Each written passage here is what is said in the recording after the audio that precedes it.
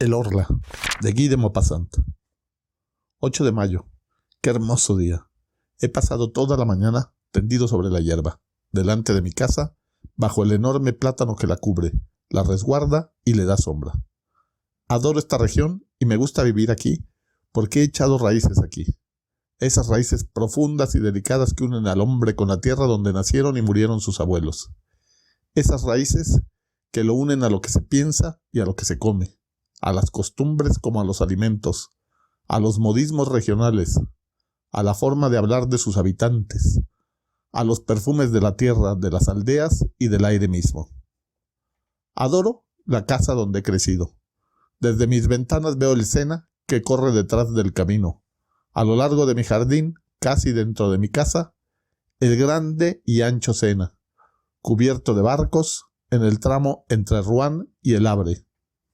A lo lejos y a la izquierda está Rouen, la vasta ciudad de techos azules con sus numerosas y agudas torres góticas, delicadas o macizas, dominadas por la flecha de hierro de su catedral, y pobladas de campanas que tañen en el aire azul de las mañanas hermosas, enviándome su suave y lejano murmullo de hierro, su canto de bronce que me llega con mayor o menor intensidad según que la brisa aumente o disminuya. ¡Qué hermosa mañana! A eso de las 11 pasó frente a mi ventana un largo convoy de navíos arrastrados por un remolcador grande como una mosca, que jadeaba de fatiga, lanzando por su chimenea un humo espeso. Después pasaron 2 goletas inglesas, cuyas rojas banderas flameaban sobre el fondo del cielo, y un soberbio bergantín brasileño, blanco y admirablemente limpio y reluciente. Saludé su paso sin saber por qué, pues sentí placer al contemplarlo. 11 de mayo. Tengo algo de fiebre desde hace algunos días. Me siento dolorido o más bien triste. ¿De dónde vienen esas misteriosas influencias que transforman nuestro bienestar en desaliento y nuestra confianza en angustia? Diríase que el aire invisible, está poblado de lo desconocido, de poderes cuya misteriosa proximidad experimentamos. ¿Por qué al despertar me siento una gran alegría y ganas de cantar y luego, sorpresivamente, después de dar un corto paseo por la costa, regreso desolado como si me esperase una desgracia en mi casa? Tal vez una ráfaga fría al rozarme la piel me ha alterado los nervios y ensombrecido el alma. ¿Acaso la forma de las nubes o el color tan variable del día o de las cosas me ha perturbado el pensamiento al pasar por mis ojos? ¿Quién puede saberlo?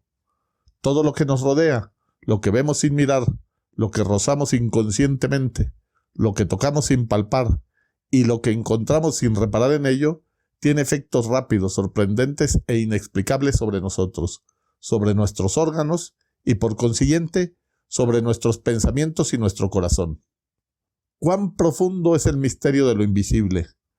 No podemos explorarlo con nuestros mediocres sentidos, con nuestros ojos que no pueden percibir lo más grande ni lo más pequeño, lo muy próximo ni lo muy lejano, los habitantes de una estrella ni los de una gota de agua, con nuestros oídos que nos engañan, transformando las vibraciones del aire en ondas sonoras, como si fueran hadas que convierten milagrosamente en sonido ese movimiento, y que mediante esa metamorfosis hacen surgir la música que transforma en canto la muda agitación de la naturaleza, con nuestro olfato, más débil que el del perro, con nuestro sentido del gusto, que apenas puede distinguir la edad de un vino.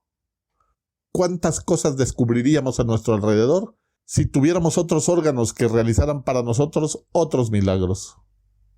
16 de mayo. Decididamente estoy enfermo. Y pensar que estaba tan bien el mes pasado. Tengo fiebre, una fiebre atroz, o mejor dicho, una nerviosidad febril que afecta por igual el alma y el cuerpo.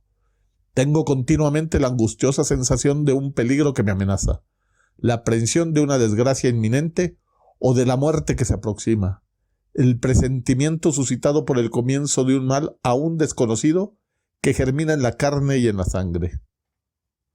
18 de mayo. Acabo de consultar al médico, pues ya no podía dormir. Me ha encontrado el pulso acelerado, los ojos inflamados y los nervios alterados, pero ningún síntoma alarmante. Debo darme duchas y tomar bromuro de potasio. 25 de mayo. No siento ninguna mejoría. Mi estado es realmente extraño. Cuando se aproxima la noche, me invade una inexplicable inquietud, como si la noche ocultase una terrible amenaza para mí. Ceno rápidamente y luego trato de leer, pero no comprendo las palabras y apenas distingo las letras.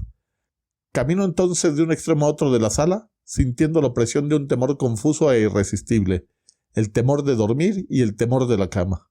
A las 10 subo a la habitación. En cuanto entro, doy 2 vueltas a la llave y corro los cerrojos. Tengo miedo. ¿De qué? Hasta ahora nunca sentía temor por nada. Abro mis armarios, miro debajo de la cama, escucho. ¿Qué?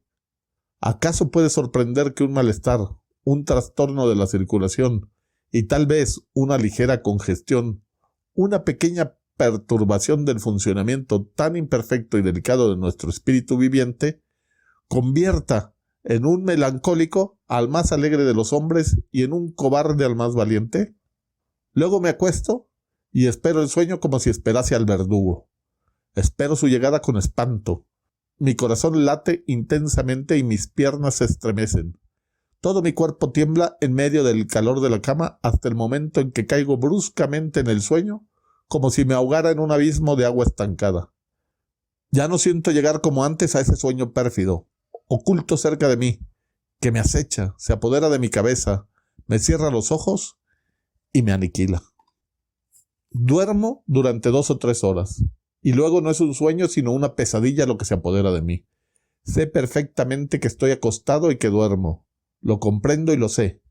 Y siento también que alguien se aproxima, me mira, me toca, sube sobre la cama, se arrodilla sobre mi pecho y tomando mi cuello entre sus manos aprieta y aprieta con todas sus fuerzas para estrangularme. Trato de defenderme, impedido por esa impotencia atroz que nos paraliza en los sueños. Quiero gritar y no puedo. Trato de moverme y no puedo. Con angustiosos esfuerzos y jadeante trato de liberarme, de rechazar ese ser que me aplasta y me asfixia, pero no puedo. Y de pronto me despierto enloquecido y cubierto de sudor.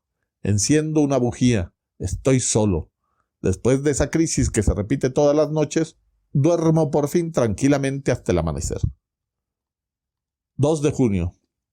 Mi estado se ha agravado. ¿Qué es lo que tengo? El bromuro y las duchas no me producen ningún efecto.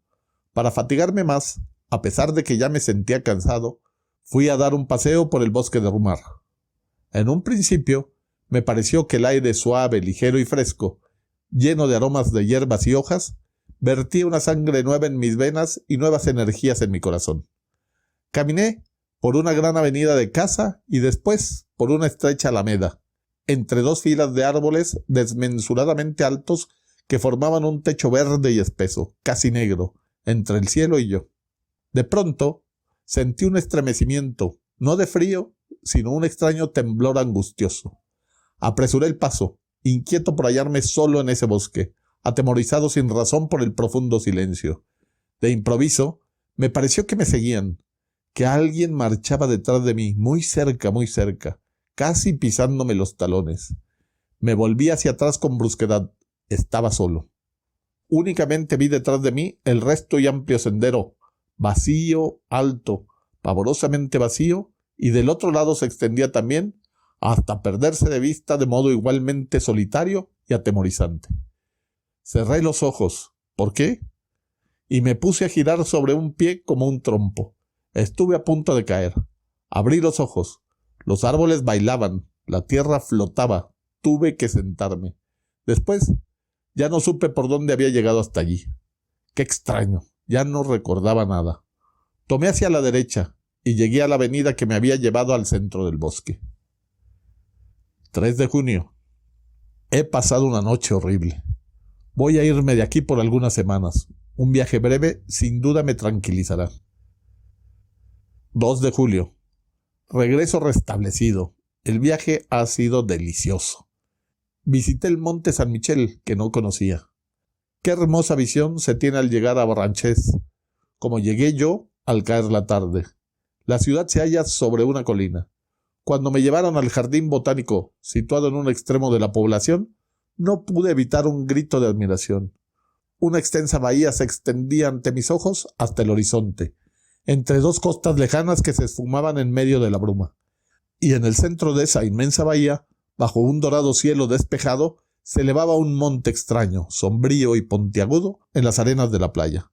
El sol acababa de ocultarse, y en el horizonte aún rojizo se encontraba el perfil de ese fantástico acantilado que lleva en su cima un fantástico monumento. Al amanecer me dirigí hacia allí. El mar estaba bajo, como la tarde anterior, y a medida que me acercaba, veía elevarse gradualmente a la sorprendente abadía. Luego de varias horas de marcha, llegué al enorme bloque de piedra en cuya cima se halla la pequeña población denominada por la gran iglesia. Después de subir por la calle estrecha y empinada, penetré en la más admirable morada gótica construida por Dios en la tierra, vasta como una ciudad, con numerosos recintos de techo bajo, como aplastados por bóvedas y galerías superiores sostenidas por frágiles columnas. Entré en esa gigantesca joya de granito, ligera como un encaje, cubierta de torres de esbeltos torreones, a los cuales se sube por intrincadas escaleras que destacan, en el cielo azul del día y negro de la noche, sus extrañas cúpulas erizadas de quimeras, diablos, animales fantásticos y flores monstruosas, unidas entre sí por finos arcos labrados. Cuando llegué a la cumbre, dije al monje que me acompañaba: «¡Qué bien se debe estar aquí, padre!». «Es un lugar muy venturoso, señor», me respondió, y nos pusimos a conversar mientras mirábamos subir el mar, que avanzaba sobre la playa y parecía cubrirla con una coraza de acero. El monje me refirió historias, todas las viejas historias del lugar, leyendas, muchas leyendas. Una de ellas me impresionó mucho. Los nacidos en el monte aseguran que de noche se oyen voces en la playa y después se perciben los balidos de dos cabras, una de voz fuerte y otra de voz débil. Los incrédulos afirman que son los graznidos de las naves marinas que se asemejan a balidos o a quejas humanas, pero los pescadores rezagados juran haber encontrado merodeando por las dunas, entre dos mareas y alrededor de la pequeña población tan alejada del mundo, a un viejo pastor cuya cabeza nunca pudieron ver por llevarla cubierta con su capa, y delante de él marchan un macho cabrío con rostro de hombre y una cabra con rostro de mujer. Ambos tienen largos cabellos blancos y hablan sin cesar. Discuten en una lengua desconocida, interrumpiéndose de pronto para balar con todas sus fuerzas. ¿Cree usted eso?, pregunté al monje. No sé, me contestó. Yo proseguí. Si existieran en la tierra otros seres diferentes de nosotros, los conoceríamos desde hace mucho tiempo. ¿Cómo es posible que no los hayamos visto usted ni yo? ¿Acaso vemos?, me respondió, la 100.000ª parte de lo que existe. Observe, por ejemplo, el viento, que es la fuerza más poderosa de la naturaleza. El viento que derriba hombres y edificios, que arranca de cuajo los árboles y levanta montañas de agua en el mar, que destruye acantilados y que arroja contra ellos a las grandes naves. El viento que mata, silba, gime y ruge. ¿Acaso lo ha visto alguna vez? ¿Acaso lo puede ver? Y sin embargo existe. Ante este sencillo razonamiento, opté por callarme. Ese hombre podía ser un sabio o tal vez un tonto. No podía afirmarlo con certeza, pero me llamé a silencio. Con mucha frecuencia había pensado en lo que me dijo. 3 de julio. Dormí mal. Evidentemente hay una influencia febril, pues mi cochero sufre del mismo mal que yo. Ayer, al regresar, observé su extraña palidez. Le pregunté: «¿Qué tiene, Jean?». «Yo no puedo descansar. Mis noches desgastan mis días. Desde la partida del señor parece que padezco una especie de hechizo. Los demás criados están bien, pero temo que me vuelvan las crisis». 4 de julio. Decididamente las crisis vuelven a empezar. Vuelvo a tener las mismas pesadillas. Anoche sentí que alguien se inclinaba sobre mí y con su boca sobre la mía bebía mi vida. La bebía con la misma avidez que una sanguijuela. Luego se incorporó saciado y yo me desperté tan extenuado y aniquilado que apenas podía moverme. Si eso se prolonga durante algunos días más, volveré a ausentarme. 5 de julio. ¿He perdido la razón? Lo que pasó, lo que vi anoche, Es tan extraño que cuando pienso en ello pierdo la cabeza. Había cerrado la puerta con llave, como todas las noches, y luego sentí sed. Bebí medio vaso de agua y observé distraídamente que la botella estaba llena. Me acosté enseguida y caí en uno de mis espantosos sueños, del cual pude salir cerca de 2 horas después, con una sacudida más horrible aún. Imagínense ustedes un hombre que es asesinado mientras duerme, que despierta con un cuchillo clavado en el pecho, jadeante y cubierto de sangre, que no puede respirar y que muere sin comprender lo que ha sucedido. Después de recobrar la razón, sentí nuevamente sed. Encendí una bujía y me dirigí hacia la mesa donde había dejado la botella. La levanté inclinándola sobre el vaso, pero no había una gota de agua. Estaba vacía, completamente vacía. Al principio no comprendí nada, pero de pronto sentí una emoción tan atroz que tuve que sentarme, o mejor dicho, me desplomé sobre una silla. Luego me incorporé de un salto para mirar a mi alrededor. Después volví a sentarme delante del cristal transparente, lleno de asombro y terror. Lo observaba con la mirada fija, tratando de imaginarme lo que había pasado. Mis manos temblaban. ¿Quién se había bebido el agua? ¿Yo? Yo sin duda. ¿Quién podía haber sido sino yo?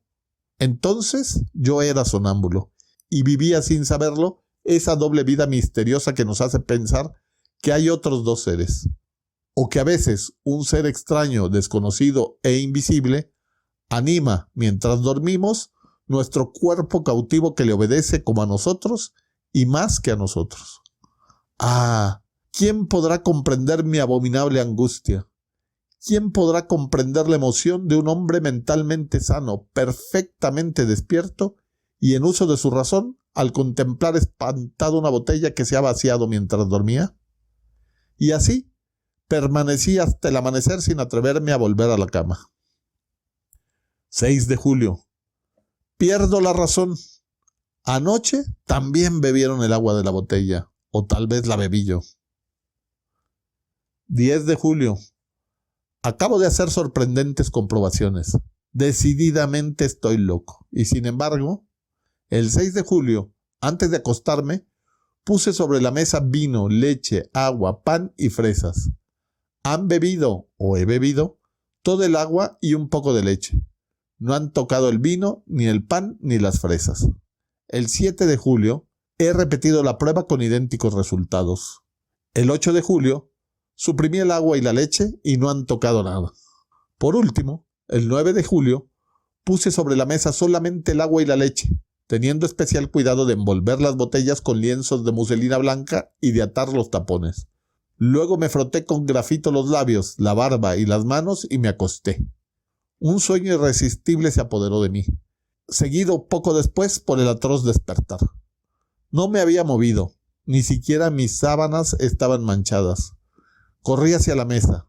Los lienzos que envolvían las botellas seguían limpios e inmaculados. Desaté los tapones, palpitante de emoción. Se habían bebido todo el agua y toda la leche. ¡Ah, Dios mío! Partiré inmediatamente hacia París. 12 de julio. París. Estos últimos días había perdido la cabeza. Tal vez he sido juguete de mi enervada imaginación, salvo que yo sea realmente sonámbulo o que haya sufrido una de esas influencias comprobadas, pero hasta ahora inexplicables, que se llaman sugestiones. De todos modos, mi extravío rayaba en la demencia y han bastado 24 horas en París para recobrar la cordura. Ayer, después de paseos y visitas que me han renovado y vivificado el alma, terminé el día en el Théâtre Français. Representábase una pieza de Alejandro Dumas hijo. Este autor vivaz y pujante ha terminado de curarme. Es evidente que la soledad resulta peligrosa para las mentes que piensan demasiado. Necesitamos ver a nuestro alrededor hombres que piensen y hablen. Cuando permanecemos solos durante mucho tiempo, poblamos de fantasmas el vacío. Regresé muy contento al hotel, caminando por el centro. Al codearme con la multitud, pensé, no sin ironía, en mis terrores y suposiciones de la semana pasada, pues creí que un ser invisible vivía bajo mi techo. Cuán débil es nuestra razón y cuán rápidamente se extravía cuando nos estremece un hecho incomprensible. En lugar de concluir con estas simples palabras, yo no comprendo por qué no puedo explicarme las causas, nos imaginamos enseguida impresionantes misterios y poderes sobrenaturales. 14 de julio. Fiesta de la República. He paseado por las calles. Los cohetes y banderas me divirtieron como a un niño. Sin embargo, me parece una tontería ponerse contento un día determinado por decreto del gobierno. El pueblo es un rebaño de imbéciles, a veces tonto y paciente y otras feroz y rebelde. Se le dice, diviértete, y se divierte. Se le dice, ve a combatir con tu vecino, y va a combatir. Se le dice, vota por el emperador, y vota por el emperador. Después, vota por la República, y vota por la República. Los que lo dirigen son igualmente tontos, pero en lugar de obedecer a hombres, se atienen a principios, que por lo mismo que son principios, solo pueden ser necios, estériles y falsos. Es decir, ideas consideradas ciertas e inmutables, tan luego en este mundo donde nada es seguro y donde la luz y el sonido son ilusorios. 16 de julio. Ayer he visto cosas que me preocuparon mucho. Cené en casa de mi prima, la señora Sablé, casada con el jefe del regimiento 76 de cazadores de Limoges. Conocí allí a dos señoras jóvenes, casada una de ellas con el doctor Parent, que se dedica intensamente al estudio de las enfermedades nerviosas y de los fenómenos extraordinarios que hoy dan origen a las experiencias sobre hipnotismo y sugestión. Nos refirió detalladamente los prodigiosos resultados obtenidos por los sabios ingleses y por los médicos de la escuela de Nancy. Los hechos que expuso me parecieron tan extraños que manifesté mi incredulidad. Estamos a punto de descubrir uno de los más importantes secretos de la naturaleza, decía el doctor Parent, es decir, uno de sus más importantes secretos aquí en la Tierra, puesto que evidentemente hay otros secretos importantes en las estrellas. Desde que el hombre piensa, desde que aprendió a expresar y escribir su pensamiento, se siente tocado por un misterio impenetrable para los sentidos groseros e imperfectos, y trata de suplir la impotencia de dichos sentidos mediante el esfuerzo de su inteligencia. Cuando la inteligencia permanecía aún en estado rudimentario, la obsesión de los fenómenos invisibles adquiría formas comúnmente terroríficas. De ahí las creencias populares en lo sobrenatural, las leyendas de las almas en pena, las hadas, los gnomos y los aparecidos. Me atrevería a mencionar incluso la leyenda de Dios, pues nuestras concepciones del artífice creador de cualquier religión son las invenciones más mediocres, estúpidas e inaceptables que pueden salir de la mente atemorizada de los hombres. Nada es más cierto que este pensamiento de Voltaire. Dios ha hecho al hombre a su imagen y semejanza, pero el hombre también ha procedido así con él. Pero desde hace algo más de un siglo parece percibirse algo nuevo. Mesmer y algunos otros señalan un nuevo camino y efectivamente, sobre todo desde hace 4 o 5 años, se han obtenido sorprendentes resultados. Mi prima, también muy incrédula, sonreía. El doctor Parent le dijo, ¿quiere que la hipnotice, señora? Sí, me parece bien. Ella se sentó en un sillón y él comenzó a mirarla fijamente. De improviso, me dominó la turbación. Mi corazón latía con fuerza y sentía una opresión en la garganta. Veía cerrarse pesadamente los ojos de la señora Sablé y su boca se crispaba y parecía jadear. A los 10 minutos dormía. Póngase detrás de ella, me dijo el médico. Obedecí su indicación y él colocó en las manos de mi prima una tarjeta de visita al tiempo que le decía, esto es un espejo, ¿qué ve en él? Veo a mi primo, respondió. ¿Qué hace? Se atusa el bigote. ¿Y ahora? Saca una fotografía del bolsillo. ¿Quién aparece en la fotografía? Él, mi primo. Era cierto. Esa misma tarde me habían entregado esa fotografía en el hotel. ¿Cómo aparece en ese retrato?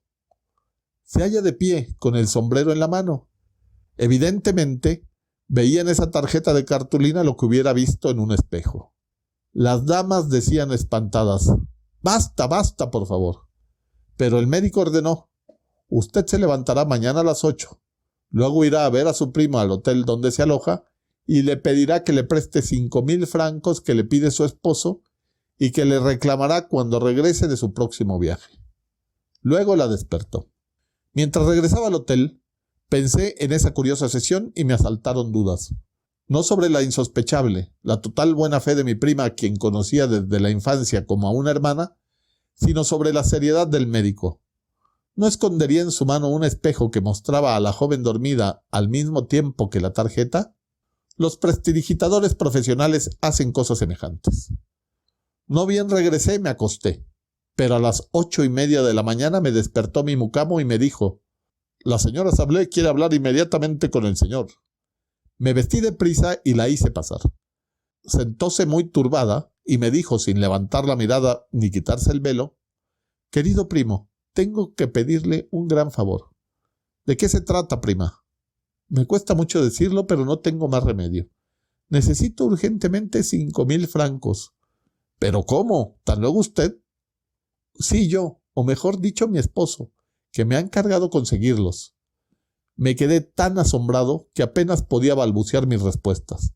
Pensaba que ella y el doctor Parent se estaban burlando de mí, y que eso podía ser una mera farsa preparada de antemano y representada a la perfección.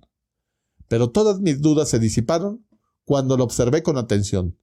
Temblaba de angustia. Evidentemente, esta gestión le resultaba muy penosa y advertí que apenas podía reprimir el llanto. Sabía que era muy rica y le dije: ¿cómo es posible que su esposo no disponga de 5,000 francos? Reflexione. ¿Está segura de que le ha encargado pedírmelos a mí? Vaciló durante algunos segundos como si le costara mucho recordar y luego respondió: sí, estoy segura. ¿Le ha escrito? Vaciló otra vez y volvió a pensar. Advertí el penoso esfuerzo de su mente. No sabía. Solo recordaba que debía pedirme ese préstamo para su esposo. Por consiguiente, se decidió a mentir. Sí, me escribió. ¿Cuándo? Ayer no me dijo nada. Recibí su carta esta mañana. ¿Puede enseñármela? No. Contenía cosas íntimas, demasiado personales, y la he quemado. Así que su marido tiene deudas. Vaciló una vez más y luego murmuró: no lo sé. Bruscamente le dije: pero en este momento, querida prima, no dispongo de 5,000 francos. Dio una especie de grito de desesperación. ¡Ay, por favor! Se lo ruego. Trate de conseguirlos. Exaltada, unía sus manos como si se tratara de un ruego. Su voz cambió de tono. Lloraba murmurando cosas ininteligibles, molesta y dominada por la orden irresistible que había recibido. ¡Ay, le suplico! Si supiera cómo sufro, los necesito para hoy. Sentí piedad por ella. Los tendré de cualquier manera, se lo prometo. Oh, gracias. Qué bondadoso es usted. ¿Recuerda lo que pasó anoche en su casa? Le pregunté entonces. Sí. ¿Recuerda que el doctor Parent la hipnotizó? Sí. Pues bien, fue él quien le ordenó venir esta mañana a pedirme 5,000 francos y en este momento usted obedece a su sugestión. Reflexionó durante algunos instantes y luego respondió: pero es mi esposo quien me los pide. Durante 1 hora traté infructuosamente de convencerla. Cuando se fue, corrí a casa del doctor Parent. Me dijo: ¿se ha convencido ahora? Sí, no hay más remedio que creer. Vamos a ver a su prima. Cuando llegamos, dormitaba en un sofá, rendida por el cansancio. El médico le tomó el pulso. La miró durante algún tiempo con una mano extendida hacia sus ojos, que la joven cerró debido al influjo irresistible del poder magnético. Cuando se durmió, el doctor Parent le dijo: su esposo no necesita los 5,000 francos. Por lo tanto, usted debe olvidar que ha rogado a su primo para que se los preste. Y si le habla de eso, usted no comprenderá. Luego la despertó. Entonces saqué mi billetera. Aquí tiene, querida prima, lo que me pidió esta mañana. Se mostró tan sorprendida que no me atrevía a insistir. Traté, sin embargo, de refrescar su memoria, pero negó todo enfáticamente, creyendo que me burlaba, y poco faltó para que se enojase. Acabo de regresar. La experiencia me ha impresionado tanto que no he podido almorzar. 19 de julio. Muchas personas a quienes he referido esta aventura se han reído de mí. Ya no sé qué pensar. El sabio dijo, quizá. 21 de julio. Cené en Bougival y después estuve en el baile de los remeros. Decididamente, todo depende del lugar y del medio. Creer en lo sobrenatural en la isla de la Grenouillère sería el colmo del desatino. Pero, ¿no es así en la cima del monte Saint-Michel y en la India? Sufrimos la influencia de lo que nos rodea. Regresaré a casa la semana próxima. 30 de julio. Ayer he regresado a casa. Todo está bien. 2 de agosto. No hay novedades. Hace un tiempo espléndido. Paso los días mirando correr el Sena. 4 de agosto. Hay problemas entre mis criados. Aseguran que alguien rompe los vasos de los armarios por la noche. El mucamo acusa a la cocinera y ésta a la lavandera, quien a su vez acusa a los dos primeros. ¿Quién es el culpable? El tiempo lo dirá. 6 de agosto.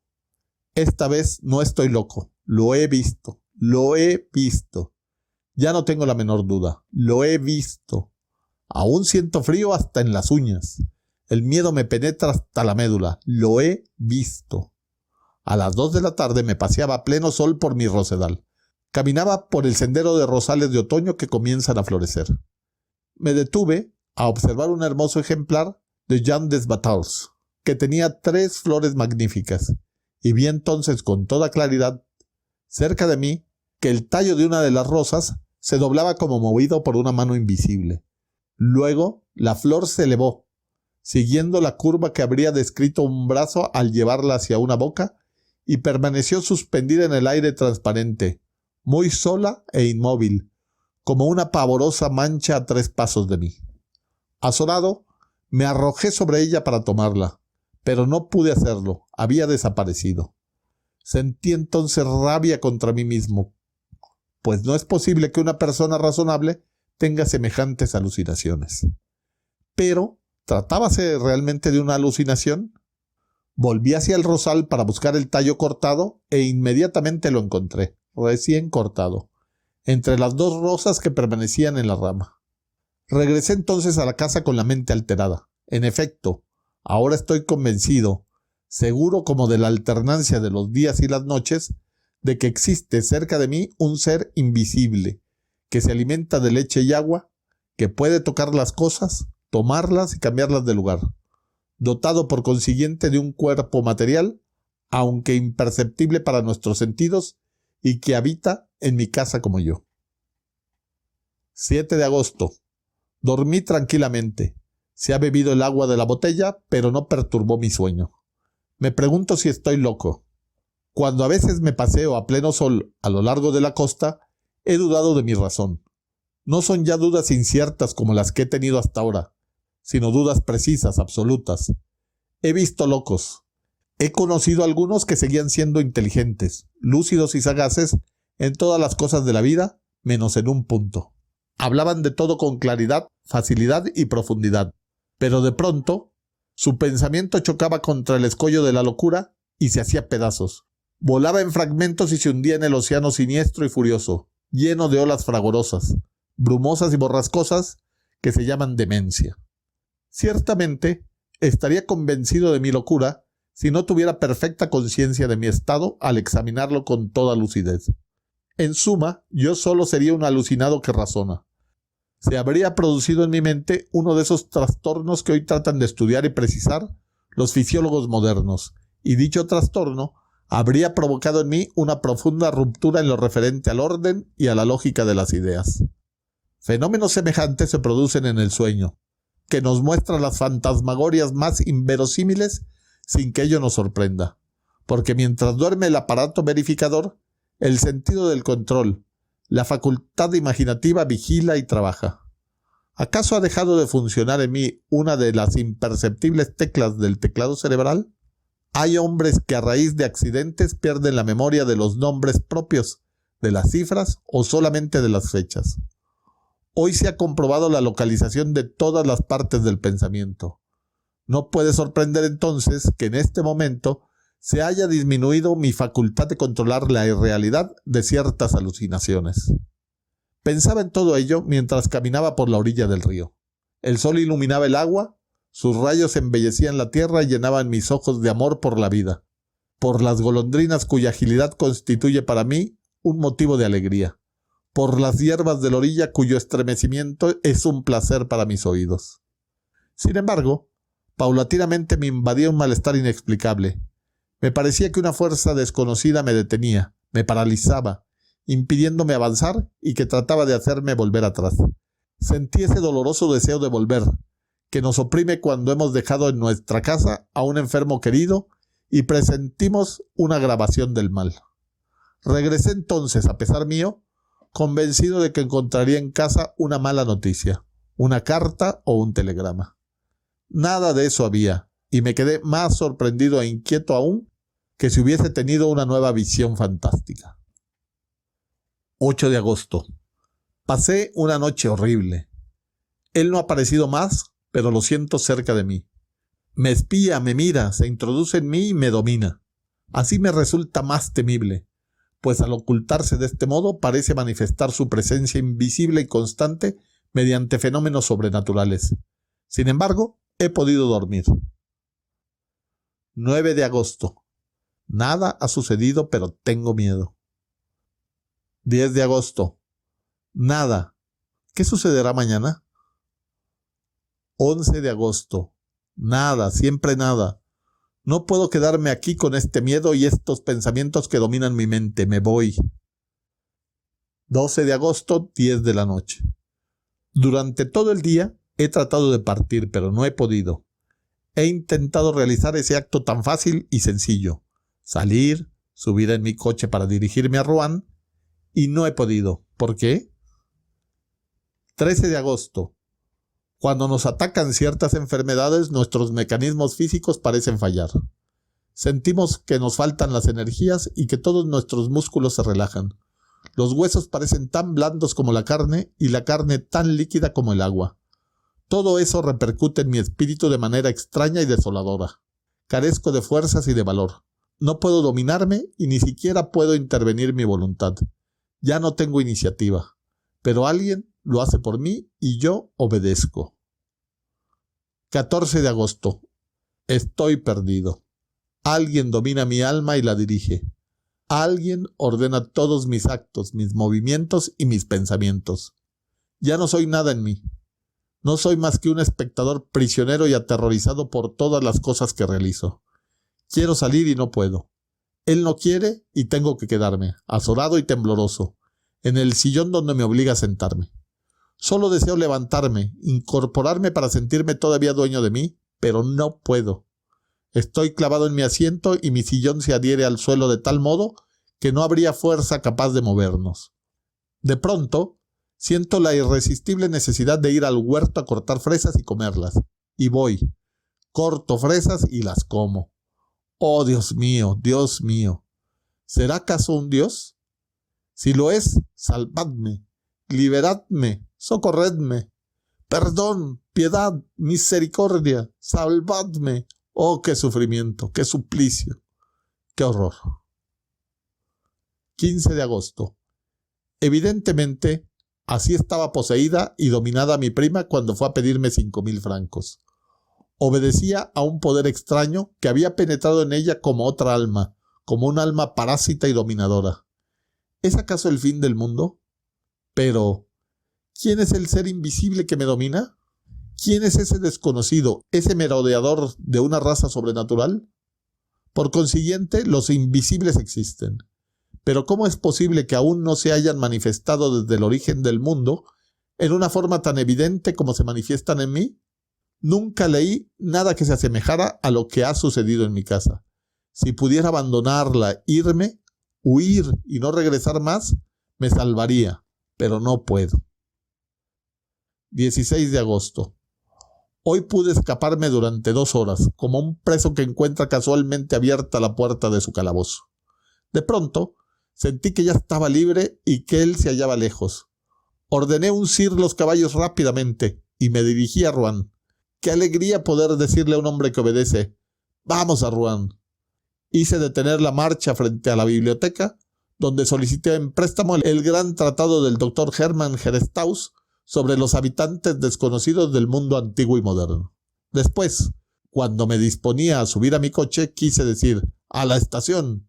y grité, no dije, grité, con una voz tan fuerte que llamó la atención de los transeúntes. «¡A casa!»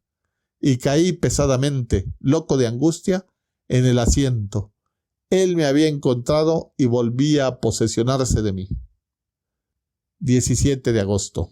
¡Ah, qué noche, qué noche! Y sin embargo, me parece que debería alegrarme. Leí hasta la 1 de la madrugada. Hermann Herestauss, doctor en filosofía y en teogonía, ha escrito la historia y las manifestaciones de todos los seres invisibles que merodean alrededor del hombre o han sido soñados por él. Describe sus orígenes, sus dominios y sus poderes. Pero ninguno de ellos se parece al que me domina. Se diría que el hombre, desde que pudo pensar, presintió y temió la presencia de un ser más fuerte que él, su sucesor en el mundo, y que como no pudo prever la naturaleza de este amo, creó, en medio de su terror, todo ese mundo fantástico de seres ocultos y de fantasmas misteriosos surgidos del miedo. Después de leer hasta la 1 de la madrugada, me senté junto a mi ventana, abierta para refrescarme la cabeza y el pensamiento con la apacible brisa de la noche. Era una noche hermosa y tibia, que en otra ocasión me hubiera gustado mucho. No había luna. Las estrellas brillaban en las profundidades del cielo con estremecedores destellos. ¿Quién vive en aquellos mundos? ¿Qué formas, qué seres vivientes, animales o plantas existirían allí? Los seres pensantes de esos universos, ¿serían más sabios y más poderosos que nosotros? ¿Conocerán lo que nosotros ignoramos? Tal vez cualquiera de estos días uno de ellos atravesará el espacio y llegará a la Tierra para conquistarla, así como antiguamente los normandos sometían a los pueblos más débiles. Somos tan indefensos, inermes, ignorantes y pequeños sobre este trozo de lodo que gira disuelto en una gota de agua. Pensando en eso, me adormecí en medio del fresco viento de la noche. Pero después de dormir unos 40 minutos, abrí los ojos sin hacer un movimiento, despertado por no sé qué emoción confusa y extraña. En un principio no vi nada, pero de pronto me pareció que una de las páginas del libro que había dejado abierto sobre la mesa acababa de darse vuelta solo. No encontraba ninguna corriente de aire por la ventana. Esperé sorprendido. Al cabo de 4 minutos vi con mis propios ojos que una nueva página se levantaba y caía sobre la otra, como movida por un dedo.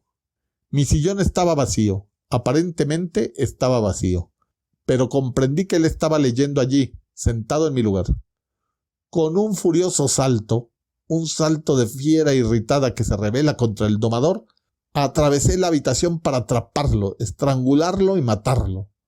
Pero antes de que llegara, el sillón cayó delante de mí como si hubiera huido. La mesa osciló, la lámpara rodó por el suelo y se apagó, y la ventana se cerró como si un malhechor sorprendido hubiese escapado por la oscuridad, tomando con ambas manos los batientes. Había escapado, había sentido miedo de mí. Entonces, mañana, pasado mañana o cualquier día de estos, podré tenerlo bajo mis puños y aplastarlo contra el suelo. ¿Acaso a veces los perros no muerden y degüellan a sus amos? 18 de agosto. He pensado durante todo el día. Oh, sí, voy a obedecerle. Seguiré sus impulsos. Cumpliré sus deseos. Seré humilde, sumiso y cobarde. Él es más fuerte. Hasta que llegue el momento. 19 de agosto. Ya sé todo. Acabo de leer lo que sigue en la revista del Mundo Científico. Nos llega una noticia muy curiosa de Río de Janeiro. Una epidemia de locura comparable a las demencias contagiosas que asolaron a los pueblos europeos en la Edad Media se ha producido en el estado de San Pablo. Los habitantes despavoridos abandonan sus casas y huyen de los pueblos. Dejan sus cultivos, creyéndose poseídos y dominados, como un rebaño humano, por seres invisibles aunque tangibles, por especies de vampiros que se alimentan de sus vidas mientras los habitantes duermen y que además beben agua y leche sin apetecerles aparentemente ningún otro alimento.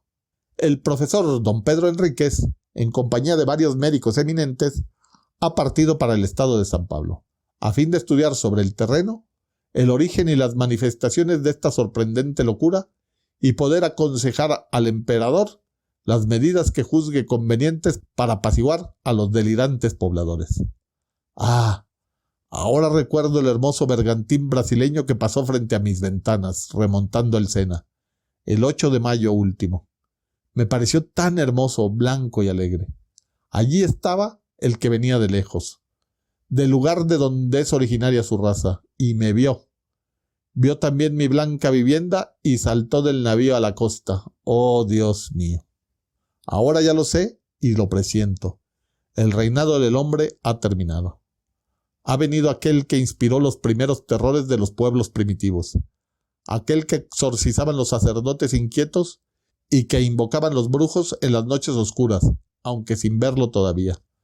Aquel a quien los presentimientos de los transitorios dueños del mundo adjudicaban formas monstruosas o graciosas de gnomos, espíritus, genios, hadas y duendes.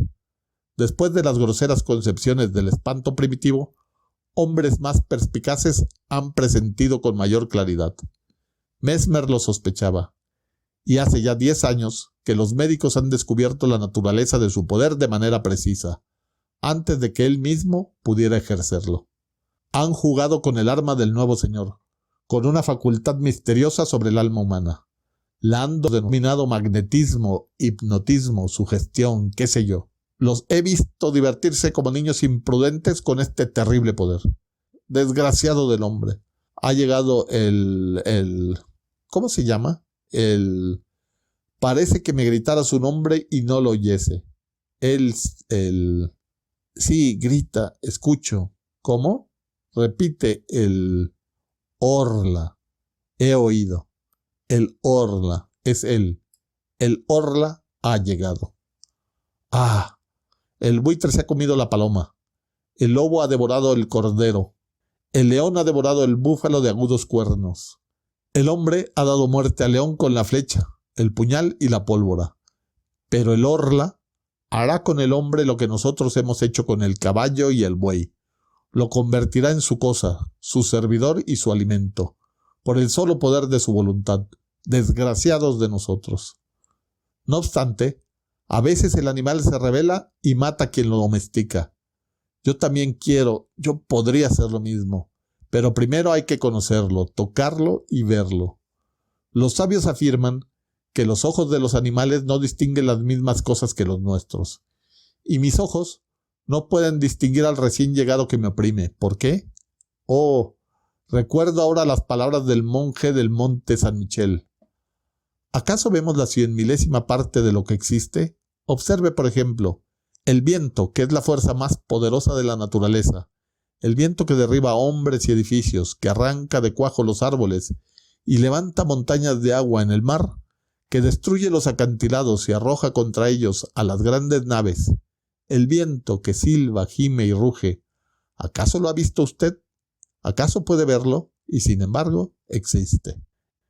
Y yo seguía pensando, mis ojos son tan débiles e imperfectos que ni siquiera distinguen los cuerpos sólidos cuando son transparentes como el vidrio. Si un espejo sin azogue obstruye mi camino, chocaré contra él como el pájaro que penetra en una habitación y se rompe la cabeza contra los vidrios. Por lo demás, 1000 cosas nos engañan y desorientan. No puede extrañar entonces que el hombre no sepa percibir un cuerpo nuevo que atraviesa la luz. Un ser nuevo, ¿por qué no? No podía dejar de venir. ¿Por qué nosotros íbamos a ser los últimos? Nosotros no los distinguimos, pero tampoco nos distinguían los seres creados antes que nosotros. Ello se explica porque su naturaleza es más perfecta, más elaborada y mejor terminada que la nuestra, tan endeble y torpemente concebida, trabada por órganos siempre fatigados, siempre forzados como mecanismos demasiado complejos, que vive como una planta o como un animal, nutriéndose penosamente de aire, hierba y carne, máquina animal acosada por las enfermedades, las deformaciones y putrefacciones, que respira con dificultad, imperfecta, primitiva y extraña, ingeniosamente mal hecha, obra grosera y delicada, bosquejo del ser que podría convertirse en inteligente y poderoso. Existen muchas especies en este mundo, desde la ostra hasta el hombre. ¿Por qué no podría aparecer una más? Después de cumplirse el periodo que separa las sucesivas apariciones de las diversas especies, ¿por qué no puede aparecer una más? ¿Por qué no pueden surgir también nuevas especies de árboles de flores gigantescas y resplandecientes que perfumen regiones enteras? ¿Por qué no pueden aparecer otros elementos que no sean el fuego, el aire, la tierra y el agua? Son solo 4, nada más que 4, esos padres que alimentan a los seres. ¡Qué lástima! ¿Por qué no serán 40, 400 o 4000? Todo es pobre, mezquino, miserable. Todo se ha dado con avaricia. Se ha inventado secamente y se ha hecho con torpeza. ¡Ah! ¡Cuánta gracia hay en el elefante y en el hipopótamo! ¡Qué elegante es el camello! Se podrá decir que la mariposa es una flor que vuela. Yo sueño con una que sería tan grande como 100 universos, con alas cuya forma, belleza, color y movimiento ni siquiera puedo describir. Pero lo veo. Va de estrella a estrella, refrescándolas y perfumándolas con el soplo armonioso y ligero de su vuelo. Y los pueblos que allí habitan la miran pasar extasiados y maravillados. ¿Qué es lo que tengo? Es el orla que me hechiza, que me hace pensar esas locuras. Está en mí, se convierte en mi alma, lo mataré. 19 de agosto. Lo mataré. Lo he visto. Anoche yo estaba sentado a la mesa y simulé escribir con gran atención. Sabía perfectamente que vendría a rondar a mi alrededor, muy cerca, tan cerca que tal vez podría tocarlo y asirlo, y entonces tendría la fuerza de los desesperados, dispondría de mis manos, mis rodillas, mi pecho, mi frente y mis dientes para estrangularlo, aplastarlo, morderlo y despedazarlo. Yo acechaba con todos mis sentidos sobreexcitados. Había encendido las 2 lámparas y las 8 bujías de la chimenea como si fuese posible distinguirlo con esa luz. Frente a mí está mi cama, una vieja cama de roble. A la derecha la chimenea. A la izquierda la puerta cerrada cuidadosamente después de dejarla abierta durante largo rato a fin de atraerlo. Detrás de mí un gran armario, con espejos que todos los días me servían para afeitarme y vestirme, y donde acostumbraba a mirarme de pies a cabeza cuando pasaba frente a él. Como dije antes, simulaba escribir para engañarlo, pero él también me espiaba. De pronto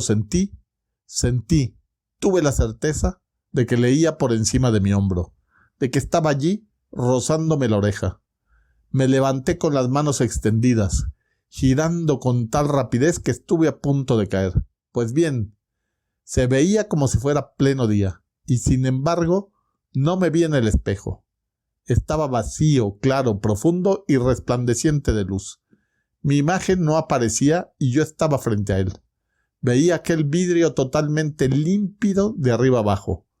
Yo miraba con ojos extraviados. No me atrevía a avanzar y ya no tuve valor para hacerme un movimiento más. Sentía que él estaba allí, pero que se me escaparía otra vez con su cuerpo imperceptible que me impedía reflejarme en el espejo. ¡Cuánto miedo sentí!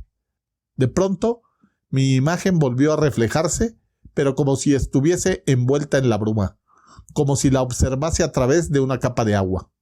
Me parecía que esa agua se deslizaba lentamente de izquierda a derecha y que paulativamente mi imagen adquiría mayor nitidez. Era como el final de un eclipse. Lo que la ocultaba no parecía tener contornos precisos. Era una especie de transparencia opaca que poco a poco se aclaraba. Por último, pude distinguirme completamente como todos los días. Lo había visto. Conservo el espanto que aún me hace estremecer. 20 de agosto. ¿Cómo podré matarlo si está fuera de mi alcance? ¿Envenenándolo? Pero él me verá mezclar el veneno en el agua y tal vez nuestros venenos no tienen ningún efecto sobre un cuerpo imperceptible. No, decididamente no. Pero entonces, ¿qué haré entonces? 21 de agosto.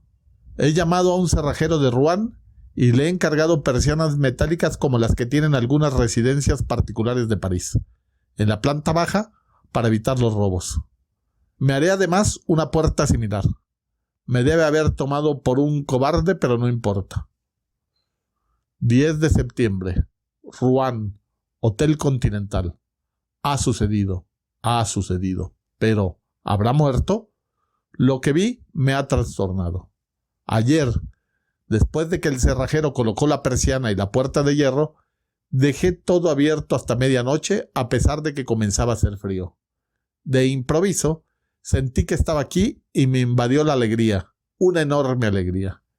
Me levanté lentamente y caminé en cualquier dirección durante algún tiempo para que no sospechase nada. Luego me quité los botines y me puse distraídamente unas pantuflas. Cerré después la persiana metálica y regresé con paso tranquilo hasta la puerta, cerrándola también con 2 vueltas de llave. Regresé entonces hacia la ventana, la cerré con un candado y guardé la llave en el bolsillo. De pronto comprendí que se agitaba a mi alrededor, que él también sentía miedo y que me ordenaba que la abriera. Estuve a punto de ceder, pero no lo hice. Me acerqué a la puerta y la entreabrí lo suficiente como para poder pasar retrocediendo, y como soy muy alto, mi cabeza llegaba hasta el dintel. Estaba seguro de que no había podido escapar y allí lo acorralé solo, completamente solo. ¡Qué alegría! Había caído en mi poder. Entonces descendí corriendo a la planta baja. Tomé las 2 lámparas que se hallaban en la sala situada debajo de mi habitación, y con el aceite que contenían, rocié la alfombra, los muebles, todo. Luego les prendí fuego y me puse a salvo después de cerrar bien, con 2 vueltas de llave, la puerta de entrada. Me escondí en el fondo de mi jardín tras un macizo de laureles. Qué larga me pareció la espera. Reinaba la más completa oscuridad, gran quietud y silencio. No soplaba la menor brisa. No había una sola estrella, nada más que montañas de nubes que, aunque no se veían, hacían sentir su gran peso sobre mi alma. Miraba a mi casa y esperaba. Qué larga era la espera. Creía que el fuego ya se había extinguido por sí solo o que él lo había extinguido. Hasta que vi que una de las ventanas se hacía astillas debido a la presión del incendio y una gran llamarada roja y amarilla, larga, flexible y acariciante, ascendía por la pared blanca hasta rebasar el techo. Una luz se reflejó en los árboles, en las ramas y en las hojas, y también un estremecimiento de pánico. Los pájaros se despertaban. Un perro comenzó a ladrar, parecía que iba a amanecer. De inmediato estallaron otras ventanas y pude ver que toda la planta baja de mi casa ya no era más que un espantoso brasero. Pronto se oyó un grito en medio de la noche, un grito de mujer horrible, sobreagudo y desgarrador, al tiempo que se abrían las ventanas de 2 buhardillas. Me había olvidado de los criados. Vi sus rostros enloquecidos y sus brazos que se agitaban. Despavorido, eché a correr hacia el pueblo gritando «¡Socorro! ¡Socorro! ¡Fuego! ¡Fuego!». Encontré gente que ya acudía al lugar y regresé con ellos para ver. La casa ya solo era una hoguera horrible y magnífica, una gigantesca hoguera que iluminaba la tierra, una hoguera donde ardían los hombres y él también, él, mi prisionero, el nuevo ser, el nuevo amo, el Orla. De pronto, el techo entero se derrumbó entre las paredes y un volcán de llamas ascendió hasta el cielo. Veía esa masa de fuego por todas las ventanas abiertas hacia ese enorme horno y pensaba que él estaría allí, muerto en ese horno. ¿Muerto? ¿Será posible? ¿Acaso su cuerpo que la luz atravesaba podía destruirse por los mismos medios que destruyen nuestros cuerpos? ¿Y si no hubiera muerto? Tal vez solo el tiempo puede dominar al ser invisible y temido. ¿Para qué ese cuerpo transparente, ese cuerpo invisible, ese cuerpo de espíritu, si también está expuesto a los males, las heridas, las enfermedades y la destrucción prematura? ¿La destrucción prematura? Todo el terror de la humanidad procede de ella. Después del hombre, el Orla. Después de aquel que puede morir todos los días a cualquier hora, en cualquier minuto, en cualquier accidente, ha llegado aquel que morirá solamente un día determinado en una hora y en un minuto determinado, al llegar al límite de su vida. No hay duda, no ha muerto. Entonces tendré que suicidarme. Guy de Maupassant nació en Dieppe, Francia, en el año de 1850 y murió en París en el año de 1893.